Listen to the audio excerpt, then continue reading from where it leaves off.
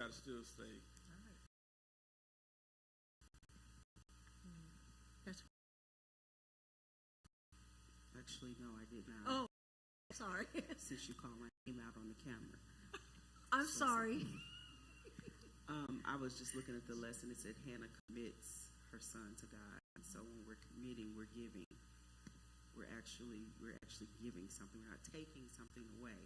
But committed means that we're giving ourselves away. Not ourselves away, but giving of ourselves. Yeah. Thank you. Kind of gonna say that. So it means giving, staying through the test.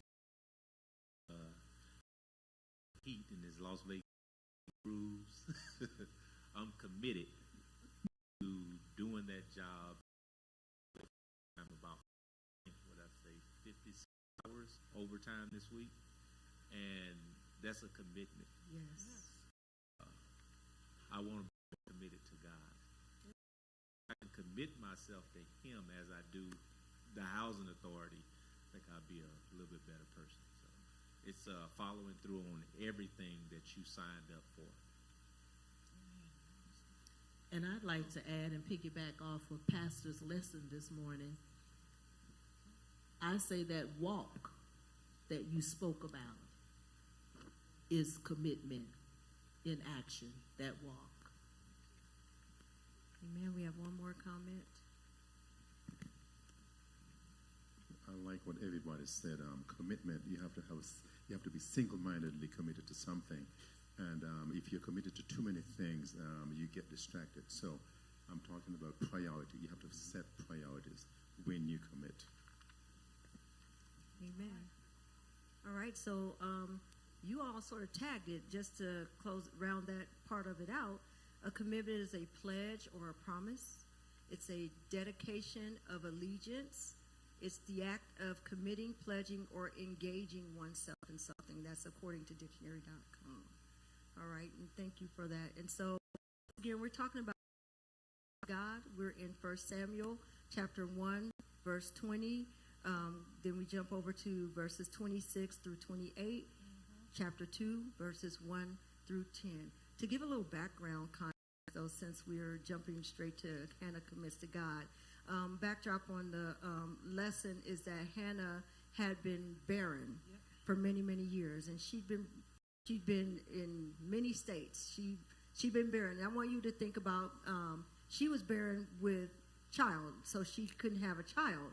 But there may have been something in your life that you have been barren with, and you have been praying about and toiling about, and you went to God for it.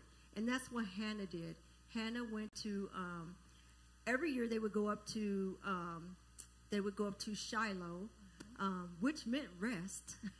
They would go up to Shiloh to deliver sacrifices, and they had the feast for the unleavened bread, Passover, and such. And so Hannah went up by herself once because she was married to Elkanah. He was a wealthy man, and he had another wife, Peninnah, and Peninnah had 5 children. She had none. And so it was a disgrace in that time for her to not have any.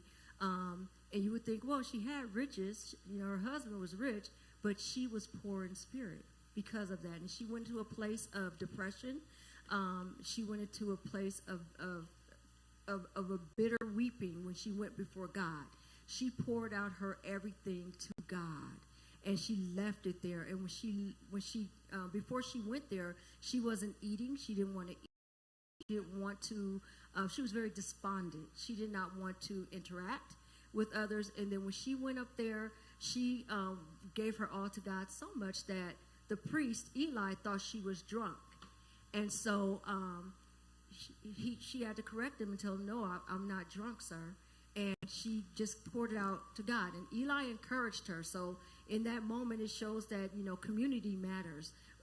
We need to have somebody around us who can encourage us. But she gave it all to him. She did not take her worries back. When she got up from talking to God at Shiloh, she really found rest. And she found her joy. She said, I can eat now.